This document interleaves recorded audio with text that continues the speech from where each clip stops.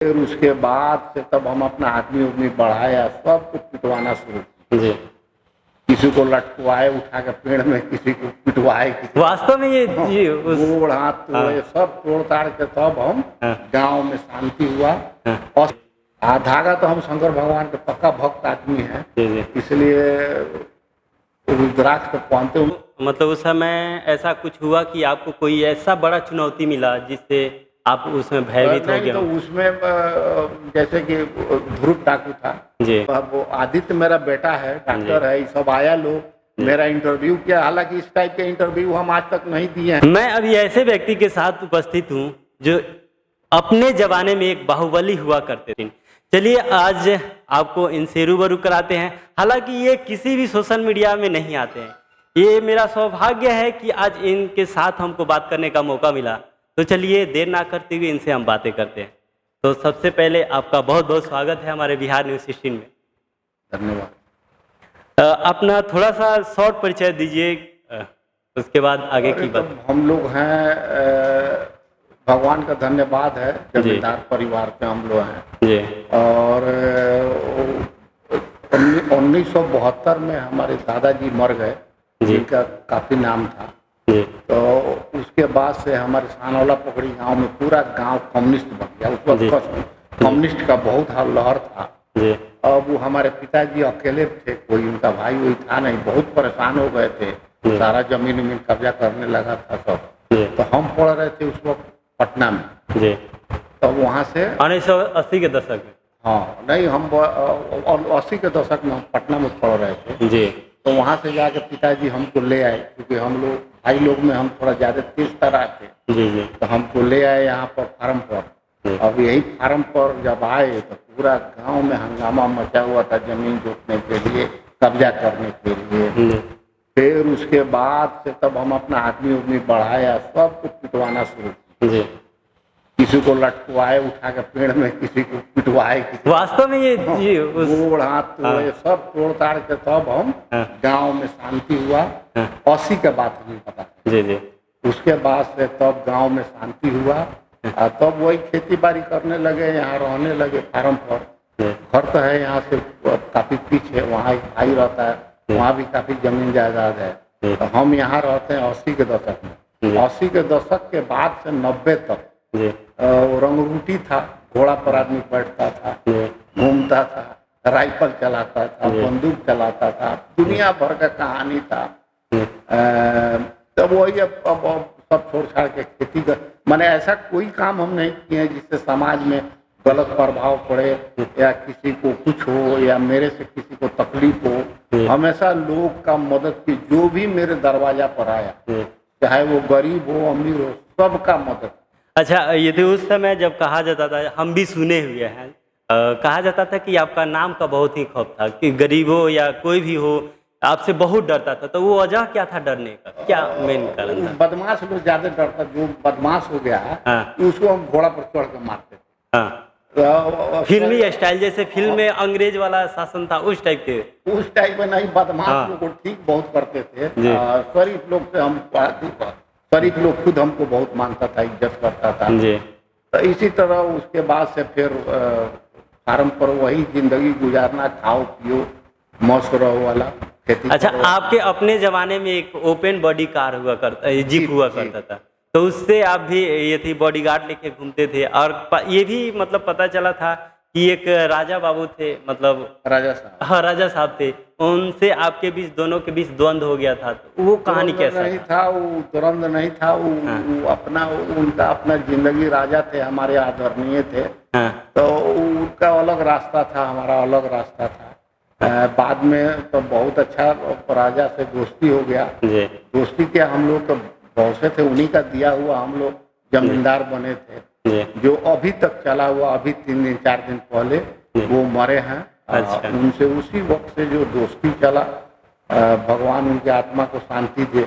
अभी हाल फिलहाल नामजद आदमी थे, बहुत इज्जतदार आदमी थे, राजा वाला पूरा व्यवस्था भगवान। तो वो क्या कारण था कि अब दोनों के बीच एक द्वंद्व छिड़ गई थी, ऐसा कहा जाता है? अब ये आप पे आरोप लगाया जाता है या वास्तविक की ये बात है? नहीं, तुरंत कुछ दिन कुछ आदमी उदमी था लोग जिसको हम मार दिए थे, उनके आदमी को उसी में थोड़ा दिन चला था। अच्छा, ये भी बात सत्य है क्या कि जैसे कि आप ओपन बॉडी लेके गाड़ी चलते थे तो वो उनको गुस्सा आता था कि नहीं सिर्फ हम ही ओपन बॉडी चला सकते हैं, ये नहीं चला सकते हैं, तो ऐसा क्या ये सत्य है? राजा थे वो भी ओपन बॉडी पर चलते थे, जी, जी। पूरा सिपाही पाही लेके जी। और हम भी चलते थे। तो हो सकता है कुछ, मैंने हमको तो नहीं समझ में है कि ऐसा कुछ हुआ है। वो भी चलते थे, हम भी चलते थे। जी। नदी उस पार थे, नदी इस पार हम थे। अच्छा। बाद में तब सही में राजा थे। अच्छा, एक चीज मैं आपके अभी प्रत्यक्ष देख रहा हूँ, क्योंकि कम्युनिटी के अंतर्गत कहा जाए तो आप एक मुस्लिम हैं, ठीक, लेकिन आप हिंदू वाला रस्म सारा निभाते हैं, तो इसका क्या खास वजह है? हम लोग का खानदानी है, जैसे जी, जी। अभी हाथ में धागा वगैरह दादा बाबा से ही चला आ रहा है कि हम लोग का सिपाही रहेगा तो सिर्फ यादव ही रहेगा। जी। किचन में खाना अगर कोई बनाएगा तो बिल्कुल कोई हिंदू ही बना सकता है। जी, जी। कोई मुस्लिम लोग किचन में खाना नहीं तो बना। इसका क्या खास वजह था? पुरखा से चला आ रहा है, तो जी। गाय पालना है, जी। किचन में हिंदू से खाना बनवाना है, जी। प्लस यही है, सिपाही रखना है तो किसी यादव को रखना है। बाकी हम लोग इससे अलग नहीं हुआ है। धागा तो हम शंकर भगवान के पक्का भक्त आदमी हैं, इसलिए रुद्राक्ष तो पहनते। उनका शायद ही कोई मंदिर है जिसमें हम नहीं जाते अभी तक नहीं गए। शायद इस इलाका में जितना मंदिर है, बाबा धाम तक गए थे। अच्छा। जल चढ़ा के आए हैं बाबा धाम। तो उनको हम बहुत मानते हैं। हम ही लोग खाओ पियो मस्त रहने वाले भगवान है, इसीलिए उनके प्रति ज्यादा इज्जत है हम लोग को मानते हैं। अच्छा, एक चीज और कहा जाता है कि जैसे कि आप अभी मतलब आपके एज के जो भी व्यक्ति हैं वो भगवान के प्यारे हो गए, कुछ है भी तो कुछ नहीं भी है, जो है वो एकदम दुबले पतले बूढ़े हो गए, लेकिन आप अभी यंग और अभी यंग लोग आपसे मुकाबला नहीं कर सकते, क्या कारण है इसका? इसका एक ही कारण है कि जब आप 1 रुपया का 100 रुपया बनाइएगा तब आपका लाइफ चौपट हो जाएगा। और हम 100 रुपया के 100 रुपए के नीचे ही रहते हैं, माने 1 रुपया पर ही रहते हैं। हम 100 रुपए के फेरे में नहीं पड़ते हैं, इसीलिए टेंशन नहीं रहता है। कसरत करते हैं खूब सुबह शाम, इसीलिए हम स्वस्थ हैं। अब बाकी लोग 100 के फेरे में पड़ा तो लापता हो गया लोग सब कोई। अच्छा, एक चीज बताइए, पहले के जमाने में और अभी के जमाने में क्या अंतर आपको दिखता है आपकी लाइफ के? पहले के जमाने में जो हम लोग किए वो अब नहीं हो सकता। जैसे कि घोड़ा को किसी से मारना, जिस तरह से हम लोग मारपीट किए या कुछ किए गलत किए वो अब नहीं हो सकता है। अब वो जमाना गुजर गया। अब इस जमाना में हम लोग प्रेम से ही किसी को अपना बना सकते हैं। वो लाठी डंडा से अपना नहीं बना सकता। अब वो जमाना निकल गया। जो पहले इज्जत मिलता था उसमें अभी मौजूदा जो आपको पहले लोग डरता था जी, उसको इज्जत नहीं कहा जा सकता, उसको डर। अब लोग इज्जत करता है, अब लोग डरता नहीं है, इज्जत करता है। पहले लोग डरता था जी। आपके बारे में ये भी कहा जाता है कि आपके जमाने में जो था आपके इलाके में एकदम आपका पूर्ण रूप से दबदबा भरा हुआ था, तो वो दहशत किस टाइप का था? उस समय आप पेच में बंदूक, अभी जस्ट पीछे बताए थे कि बंदूक वगैरह लेके चलते थे, तो वास्तव में उसका यूज होता था कि ओनली सो? उसमें बंदूक तो हम लोग चूंकि क्रिमिनल इलाका था, बॉर्डर इलाका था, बगल में जंगल है, उसके बाद नेपाल है, पूरा जंगल क्रिमिनल भरा रहता था। तो आम बात है कि 3-4 को बंदूक राइफल पिस्तौल लेकर आदमी चलता था। लेकिन अब ये किसी थाना की वजह से नहीं रुका। आज जो आर्म्स हम लोगों के पास से हटा है, इसका सबसे बड़ा श्रेय है एसएसबी का। एसएसबी जंगल के किनारे आ गया लोग, जंगल पूरा घेर दिया लोग। आज हम लोग खुले में एकदम दरवाजा खोल के सोते हैं। ये अगर किसी का देन है तो ये सिर्फ एसएसबी का देन, बाकी किसी का देन। क्या अभी कैसा आपको, मतलब उस समय ऐसा कुछ हुआ कि आपको कोई ऐसा बड़ा चुनौती मिला जिससे आप उसमें भयभीत हो गए? तो उसमें जैसे कि ध्रुव डाकू था जी, एक और था, अब तो नाम भूल रहे हैं हम, ध्रुव था, और एक और था जो हमारे बहनोई के गांव का था, मुरली नदवा का जी। वो हमको थ्रेटनिंग किया था जी कि भाई हम आपको उठवा लेंगे आपके घर से। तो हम चले गए थे उसके घर पर। अच्छा, सीधे भुंडी गाड़ी से चले गए उसके घर पर। कि अब उठवा लो। हाँ, जब हम तुम्हारे घर पर आए हैं, तुम्हारा हिम्मत है तो उठा लो। जी, तू जी। तो था नहीं, जी। उसका परिवार था, जी। तो वो लोग बोला कि ना ना ये सब नहीं होगा, ये वो। हम चले गए थे सीधे उसके घर पर कि हम आ गए, तुम उठा लो हम। तो उसके घर के लोग का प्रतिक्रिया कैसा हाँ, था? उसके घर के लोग नहीं, ना ना बबुआ ये सब नहीं, गलत बात है, वो कैसे बोल दिया है आपको, ये वो करके। तब हम उसके बाद से फिर वो नहीं बोला, वो कहाँ गया कहाँ नहीं, खत्म हो गया मामला।